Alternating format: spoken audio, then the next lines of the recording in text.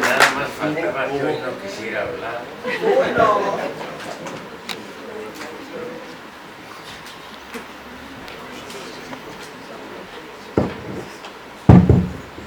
Hubo lo que en el lenguaje teatral se llama un bache, que es una palabra francesa.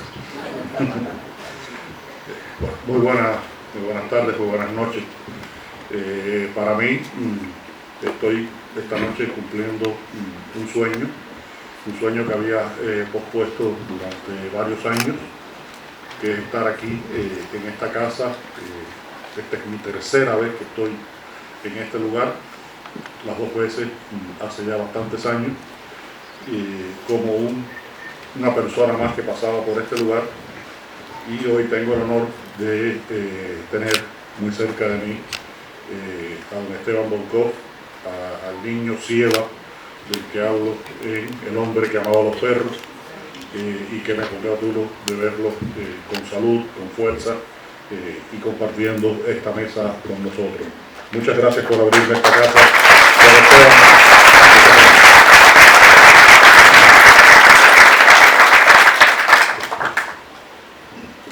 No tiene sentido que tratemos de hacer una conferencia formal. Yo no soy un historiador, no soy un sociólogo, soy fundamentalmente un novelista, y de todas maneras acá mi camarada Alan después me va a apuntar algunas cosas tal vez de carácter histórico que pudiéramos hablar. Quiero contar sobre todo un poquito, porque la mayoría de ustedes son o han sido o serán lectores de mi novela El hombre que amaba a los perros, un poquito de cómo surgió esa novela, qué relación tiene con esta casa, qué relación tiene con la historia y con el pensamiento de Trotsky y los acontecimientos que lo rodearon durante su vida como revolucionario, pero especialmente su exilio y finalmente su asesinato aquí, justamente en esta casa, en agosto de 1940. Yo vine por primera vez a México en el año 1989 como periodista.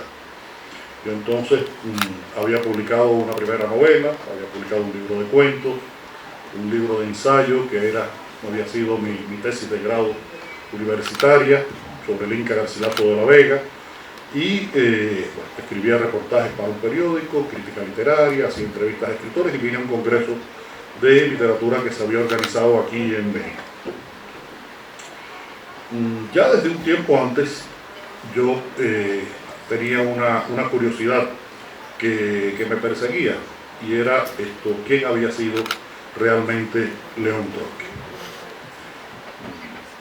En Cuba, la política que se había seguido, esperar a que las dos señoras se sigan un poco más.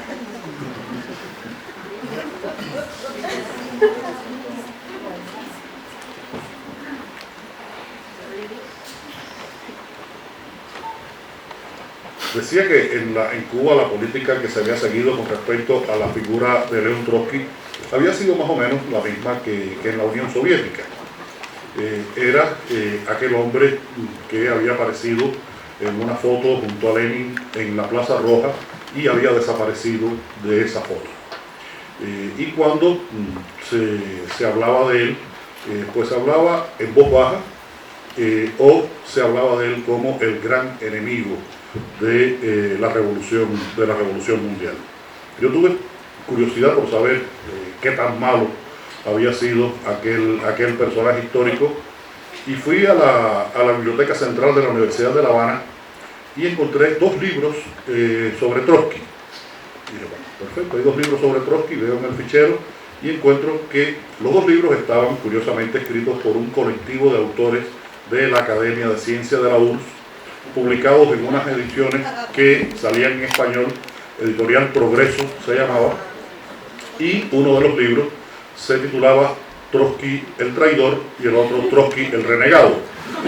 Esa era la información posible que alguien podía tener en Cuba, y eso me fue despertando curiosidad por saber realmente quién había sido este personaje, del cual sabíamos que había tenido una participación importante en todo el proceso de esa revolución rusa que triunfó hace justamente 100 años.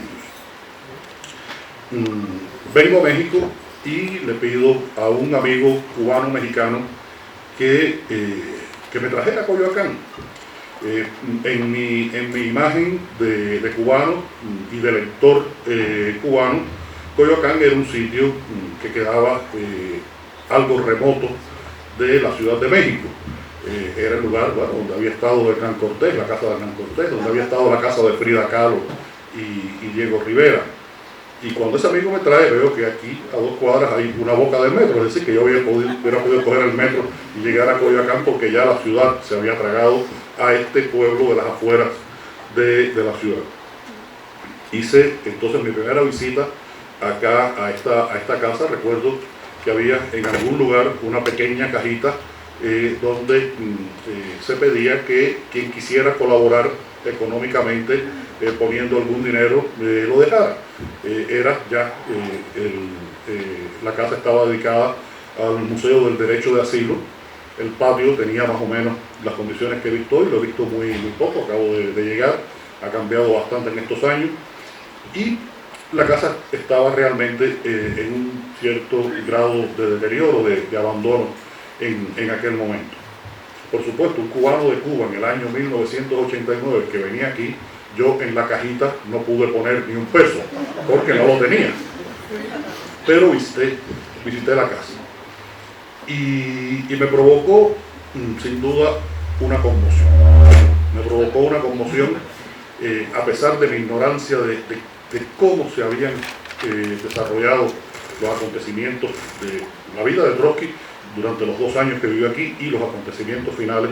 La casa me provocó una conmoción. Ver esos muros, ver esas puertas blindadas, las torres, el despacho de Trotsky con sus gafas rotas sobre la mesa, me provocó una conmoción. Eso estaba ocurriendo en octubre de 1989. 15 días después cayó el muro de Berlín.